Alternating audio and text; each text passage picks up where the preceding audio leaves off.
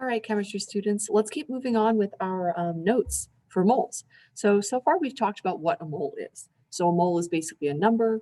It comes from essentially from the periodic table. Not exactly, it's really from figuring out a way to connect number of something to mass in an easy, convenient way. So we've tied number of atoms to grams based on um, their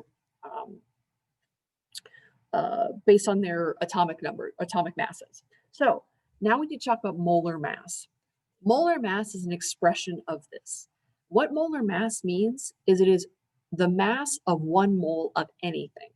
It can be an atom, it could be an element for sure. It can't be an atom, it would be for an element, or it can be for a compound or a molecule.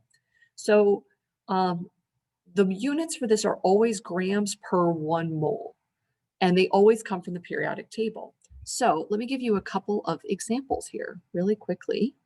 We'll go through a few and see how they write these.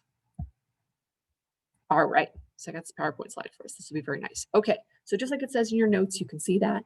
You've got some space to write, and this is what you can write. So let's take a look at zinc. So zinc is an element, and if we go to our periodic table, we find that its molar mass is 65.39. So the molar mass is the atomic mass of the periodic table by design. That's why we end up with this weird number. It's why Avogadro's numbers it's so strange, because it's the number that makes this work. It makes it easy. So now this periodic table not only tells us atomic mass, but also molar mass. So if we have 65.39 grams of zinc, there are 1 moles of zinc atoms. There's 6.022 times 10 to the 23rd zinc atoms. So the way that we write this is like this. So 65.39 grams per mole. There is another way to write it. You'll see that there's this dash right here. A dash means division. So we can write this kind of like a fraction. And that's going to come in handy when we start conversions. I'll teach you guys a whole method of how to convert things. It's called the skeleton method. But you need to write them this way. This is called equality format. Basically what this says is that it's kind of like dividing 1 over 1, like in math. If two things are equal to each other and you divide them, they equal 1. So yeah, it's kind of why you could write this way. So 1 mole of zinc is going to have the mass of 63.39 grams. So if you have 70 grams of zinc, you have more than 1 mole. If you have 50 grams of zinc, you have less than 1 mole. But the equality tells you exactly how much 1 mole weighs and the exact mass that it takes to have 1 mole. So grams over moles. But because this is a fraction, we can flip it upside down. So it's the exact same thing. So you can see this time the grams are on the bottom, but the moles are on top, but it's still 65.3 grams and it's still per 1 mole. So being able to write this will be very useful. So I wanted to go over that with you. Okay, so molar mass of zinc we've got. Let's try another one. How about plutonium? So plutonium is way down here on the periodic table. If I will see that, you can find it. And it has a molar mass, atomic mass of 244. So therefore, that is also the molar mass. And it's 244 grams per mole. Those units are important. It's a compound unit. It's not just one thing. It's not grams. It's not moles. It's grams per mole. It's kind of like saying like gas mileage is in miles per gallon, right? So it has 2 units in it. So it's how many miles you can get with 1 gallon of gas. The same kind of idea. It's like saying that there's 16 ounces in a pound. It's a way of converting between 2 things. 16 ounces equals 1 pound. 1 pound has 16 ounces. It's a conversion factor. But I like to call them equalities because they equal each other. So again, if we want to write it in this equality format, like the fraction or ratio kind of format, it looks like that. Those are your 2 choices. All right. So I think that's hopefully pretty straightforward, I think. Let's now talk about molar mass of compounds. So molar mass of compounds is a little different. You can't just look on the periodic table. However, you can use the periodic table to figure it out. So, one moment, just loading up the right thing.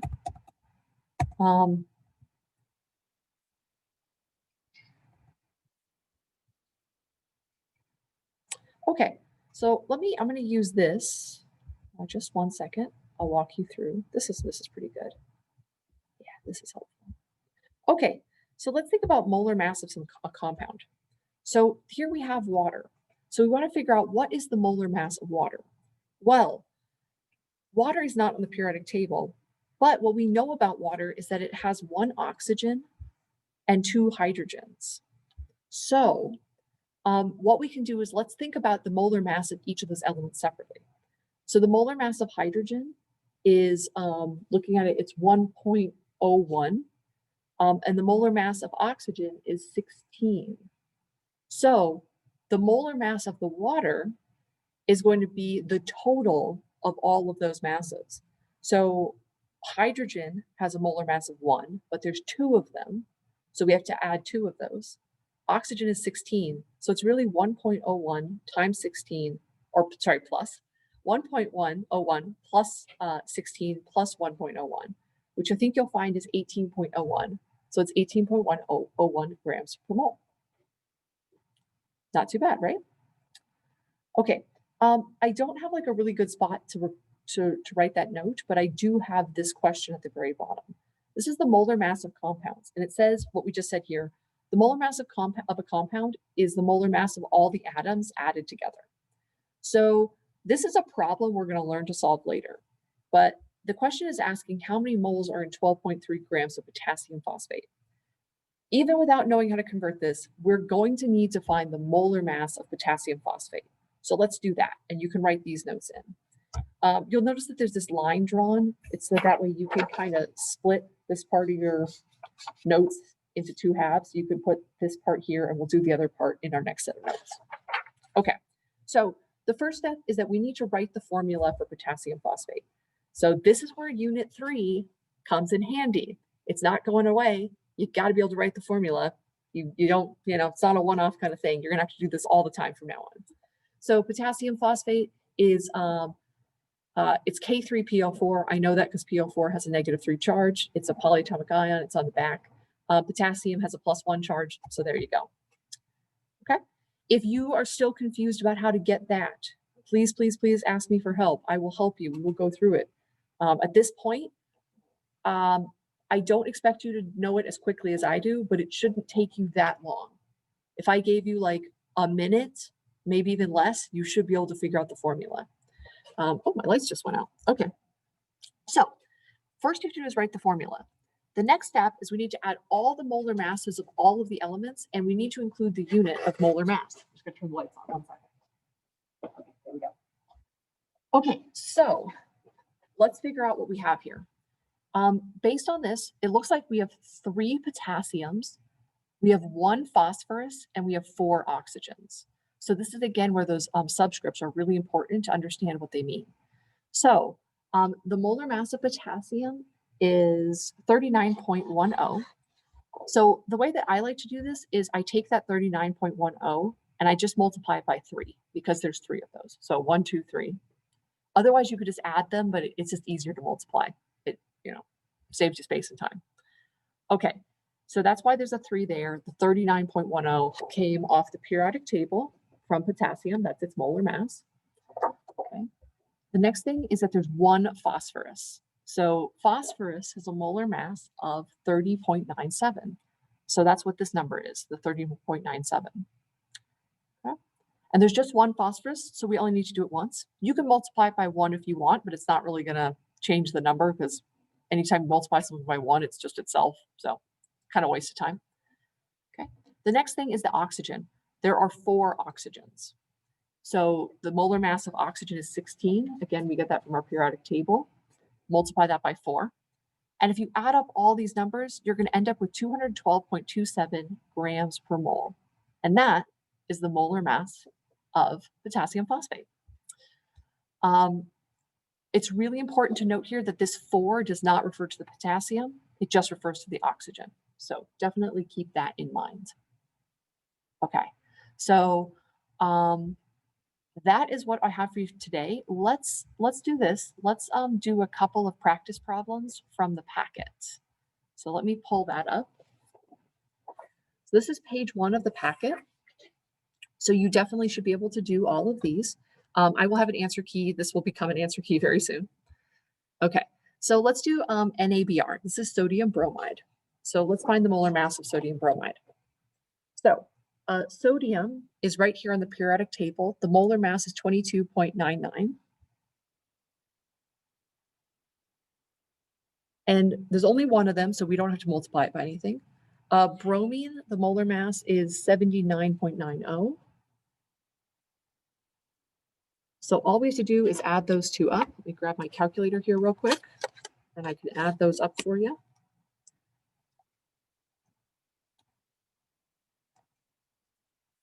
Make sure I did that. Yep, that looks good. It looks like it is 102.89, and don't forget the units, grams per mole. Okay. All right. Let's try another one. Let's look at this one here. Let's look at number 3. Let's do calcium hydroxide. So once again, we just follow the same steps. We have the formula, so this is very simple. Calcium has a molar mass of 40.08, and there's just one of them. Oxygen is our next element. It has a molar mass of 16. You guys will memorize some of these. It happens. Now, the question here is, how many oxygens are there? All right, so this is where these parentheses, the whole polyatomic ion parentheses thing becomes a big deal. This 2 means that there's 2 oxygens and 2 hydrogens. So we have to multiply this by 2. The next step is the hydrogens. Hydrogens have a molar mass of 1.01. And again, there are 2 of them. So if we add all those up, let's see, 40.08 plus, that's 32, plus 2.01, 74.09 grams per mole. And that's the molar mass. Okay.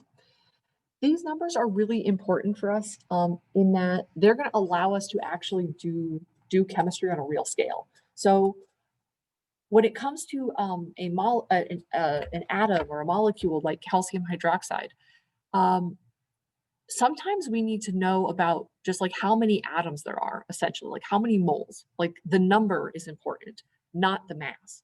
But we can't count atoms, we can't count molecules, it's just not possible. The only thing we can do is weigh them. So if we can weigh them and be able to convert that to a number, that will be really, really helpful for us as we continue.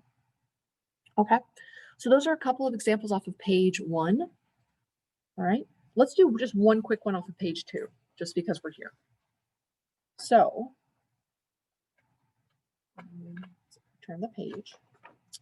Okay, let's do, carbon dioxide, why not? So for these problems, your first thing you have to do is write the formula. If you don't know the correct ratios, you're going to get the wrong molar mass.